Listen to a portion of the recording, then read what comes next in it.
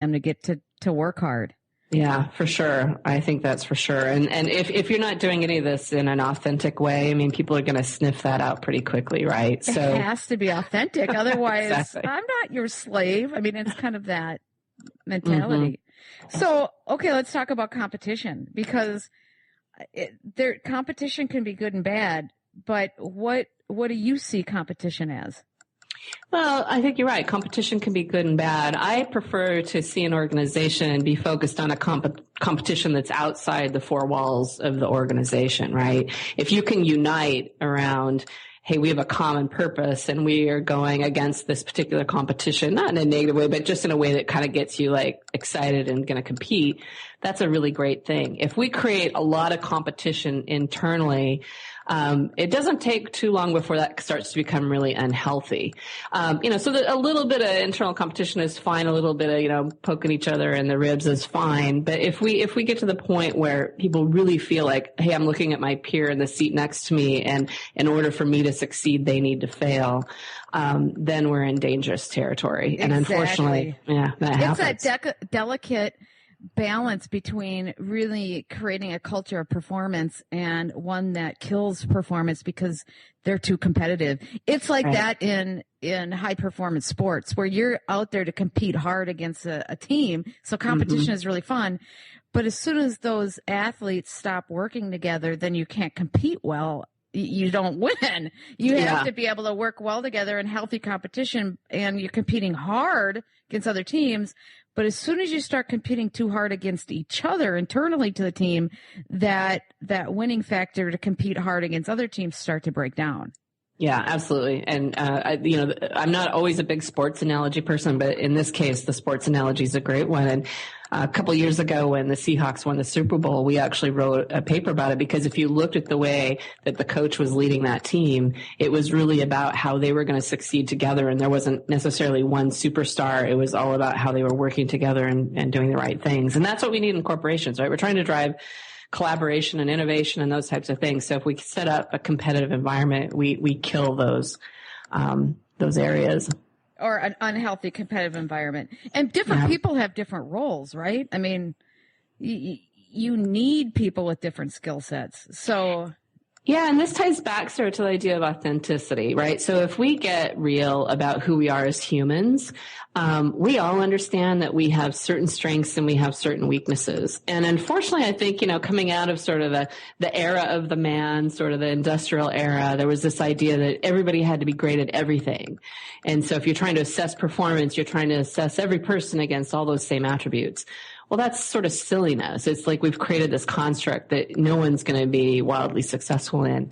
And if we can look at the team and start to understand, hey, we all have different strengths. And if we can marry those strengths in the right way and bring them together so people can bring, I'm really great at this, but I'm not so good at that, but you're good at that. So why don't you do it? And bring that together. Then we have a lot more power in the group, and we can be a little more honest with each other, right? Like, I mean, even here, my organization, everyone knows I absolutely hate reading legal documents. I'm stuck at them. I don't interpret them right half the time. So I always go to different people and say, help me understand this. Because you probably go too fast and you're like, oh, God, I can't. That's all that legalese. I just get like, oh, my gosh, why can't they make this simple? I want to go fast. Yeah. Well, and I think that there's a good... so many people get fired because they are lacking one skill, and you get a new person in that has that skill. Well, then now they're lacking another skill. And so some organizations go through this churn that's just crazy. It's like you're never going to be happy with anybody. So yeah. And it's always that the grass is greener. Well, that person that's not in the company, they would be better, right? And we get into crazy spins. Well, that gets back to, we kind of have to look at it holistically and say, okay, we got to look at it as a team here. They might not be good at these things, but we need to just find a complement for it and stop being dumb. Yeah. Well, can I tell you a little side story? Go ahead. Years ago, I saw a speaker, and it's horrible, I don't remember his name, but he was from National Geographic, and he was an inspirational speaker, and I thought, well, this is an interesting choice, a National Geographic photographer, is an inspirational speaker. But he talked about what we can learn from nature and how it can influence how we lead and how we run organizations. And one of the stories he talked about was watching the birds fly over the cliffs of Hawaii. And I was recently watching this. I was just on vacation. I was watching birds do this. And he was talking about the difference between soaring and flapping. And when you watch a bird that catches the wing and just is flying, they literally they just soar with the wind. And it's beautiful and graceful. And then you watch a bird who's like flapping into the wind and trying to go against it. And that to me is such a great analogy related to this idea of our strengths. And if we can find those places where our people can soar, and where is the place, that gets back to this mastery, like where is the place that you can soar and we can get more out of that, and understand that over here you're going to flap. So we're going to go find somebody who can soar in that arena. Boy, you know it when you're in it, you know it when you're soaring, and you know it when you're flapping. And I think that if we can just get more, true with people about those spaces, we end up with such better conversations and people in a lot happier modes. Exactly. And I think giving a person a chance to flap a little bit so they can soar. Yeah. Right? Yeah. Because you might not soar immediately while you're trying. Everybody has to learn a certain amount of stuff. And I'm telling you, anytime I've done anything new, I flap around a while. Oh, you're always going to flap around. And you have to give people exactly what you said, the room to do that, right? And know that, hey, it's going to be a little messy for a while. Exactly. Okay, well, let's talk about millennials a little bit, because for people in my generation and your generation, sometimes these millennials can be a complete pain in the butt. So how do you deal with these people that are just foreigners and aliens that we love? I have a kid who's a millennial too. I love them. I have one too. It's an interesting thing, because as we started to look more at the research about the generations, what we're finding is that maybe this generation isn't as crazy as we think they are. They're just young, and we just forgot what we were like when we were young. But the truth is, when you look at what motivates them, it's a lot of the same things we've talked about. But, sometimes they need that extra understanding the greater context, understanding how they fit in. They want to really contribute something. They want to be part of something. And I think we have to take the time to help them understand how they fit in. And I think the time thing is a big deal. They need more time. They're used to feedback. They're used to social settings where there's instant information all the time. You need to kind of start to think about, for that audience, if that's what they're looking for, how do you provide them more frequency, more frequent touches, more perspective, more connections? Because that's what they're looking for. And they need a lot of it, right? Mm-hmm. And we just don't need as much. We don't want as much. So right.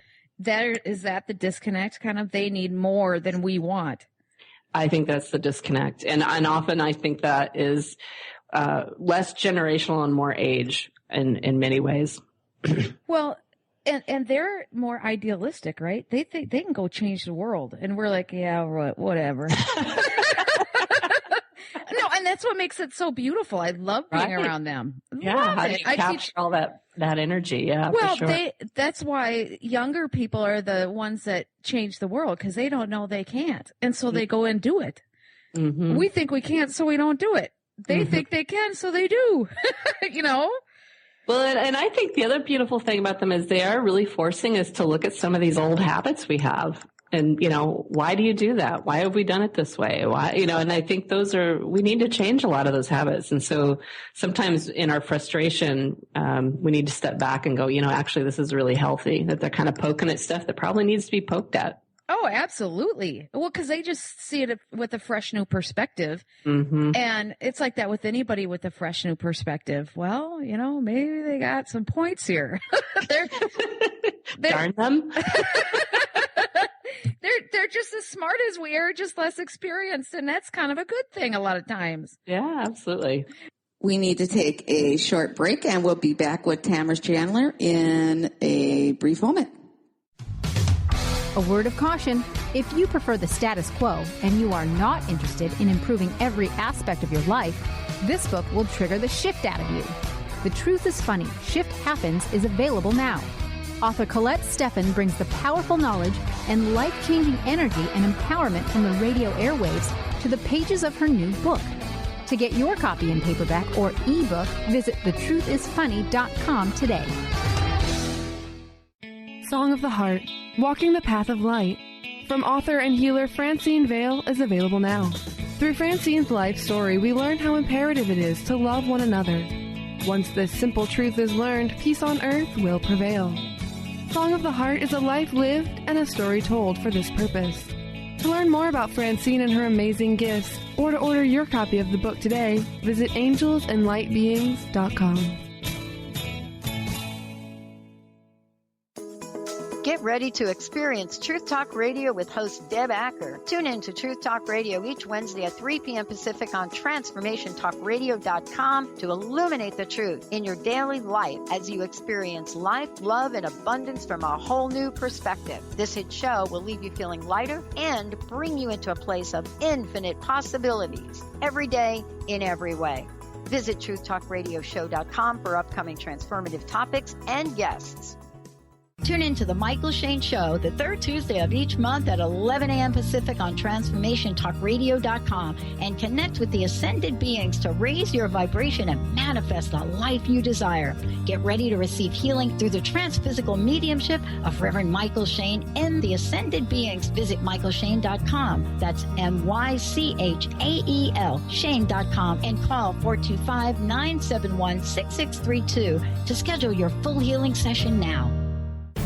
Are you ready for a game changer? Sarah Westall is bringing you Business Game Changers Radio. Sarah brings you leading experts, visionaries, and newsmakers who provide the best commentary on big issues and cutting-edge innovations. Sarah's 20 years as a business executive will help you think like an entrepreneur with expertise, energy, and attitude. Tune in to Business Game Changers Mondays at noon Pacific, 3 Eastern on TransformationTalkRadio.com. And we are back. This is Sarah Westall with Business Game Changers. And I want to remind you that we air in New York and Rhode Island and Connecticut. And we're also streaming on multiple channels, including Transformation Talk Radio.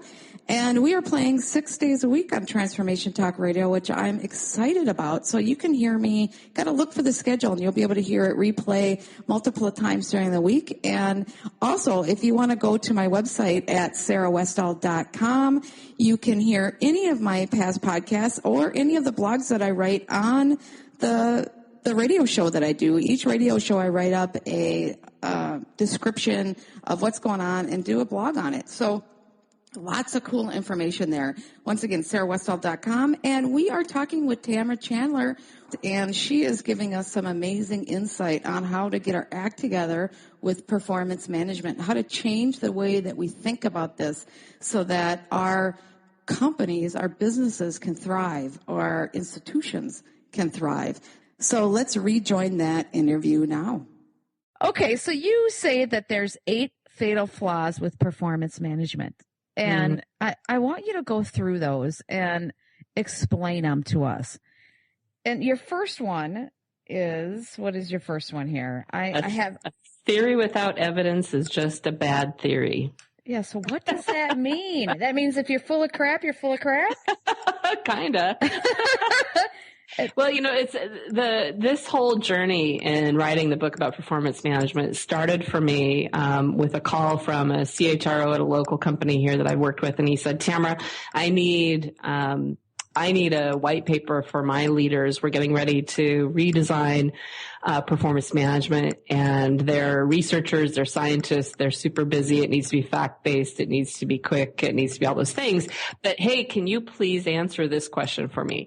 Can you help me understand how performance management, as in the traditional model that we've done, the annual reviews, the feedback forms, the ratings, all that stuff, how does that actually drive performance?"